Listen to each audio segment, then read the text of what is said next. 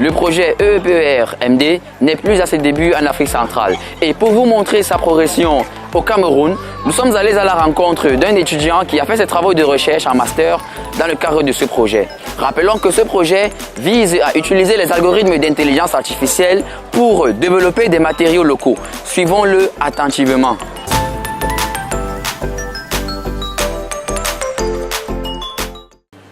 Bonjour, je suis Tienegwa Mochio Eman, étudiant au département d'informatique à l'université de Yaoundé 1 en sciences des données. Le projet EEPER-MD pour économie d'énergie et procédés éco-responsables dans la mise en place des infrastructures en Afrique centrale est une consortium de 3 institutions, à savoir l'université de Bangui, l'École nationale supérieure polytechnique et la MIPROMALO.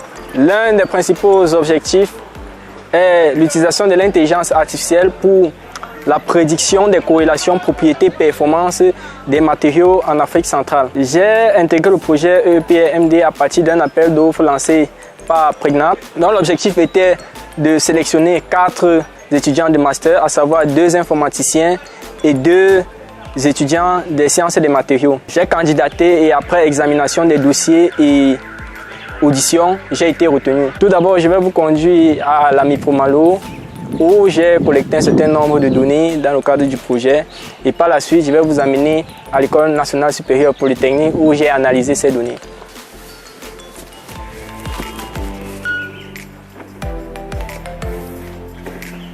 Bonjour, bonjour. Bonjour, bonjour. Bonjour, prof. Là, nous sommes au laboratoire de la MIPROMALO et ici, nous collectons les données pour prédire le confort thermique. Alors ici, nous avons plusieurs matériaux fabriqués ici au laboratoire même. Et ces matériaux ont été fabriqués à base de plusieurs matières premières. Donc on a préparé des solutions, on a regroupé d'autres matières premières, on a mélangé ensemble et nous avons, à partir d'un moule, nous avons obtenu ces matériaux qui ont tous des formes similaires. Ces matériaux ont une fonction hygroscopique, c'est-à-dire ils permettent d'absorber ou alors de désorber des molécules d'eau dans l'environnement. Ces matériaux ont une fonction écologique et ils permettent en fait de réguler le confort thermique dans les bâtiments. Donc, ici, ce que nous on fait, c'est que chaque jour on prend la température, on prend l'humidité et également on pèse, on prend la masse pour évaluer la capacité, la quantité d'humidité qu'elle a absorbée. Et par la suite, ces données vont servir à d'autres analyses. À présent, je vais vous présenter d'autres membres de l'équipe. Moi, c'est Ndjoro Magon Anna Christa, étudiante en master de chimie inorganique, option matériaux minéraux. Alors, mon travail porte sur le trona, qu'on appelle communément Kanwa, comme source alcaline locale pour la production de nouveaux liens écologiques. Ici, présente les éprouvettes faites à base de latérite calciné, de trona et d'eau. Et ceci présente un prototype de pavé. De toute façon, on fait ceci dans l'optique de produire des matrices pour route. Moi, c'est Anna Joutsafa Konela Stella, étudiante à l'université Yaoundé 1, option sciences de données.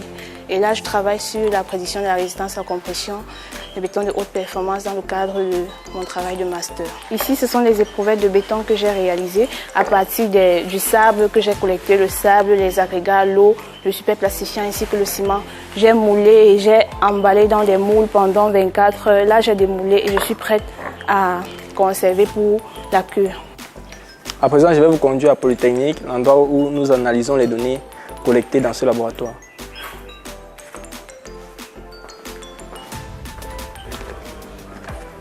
Voici le laboratoire où je mène mes analyses. Bonjour madame.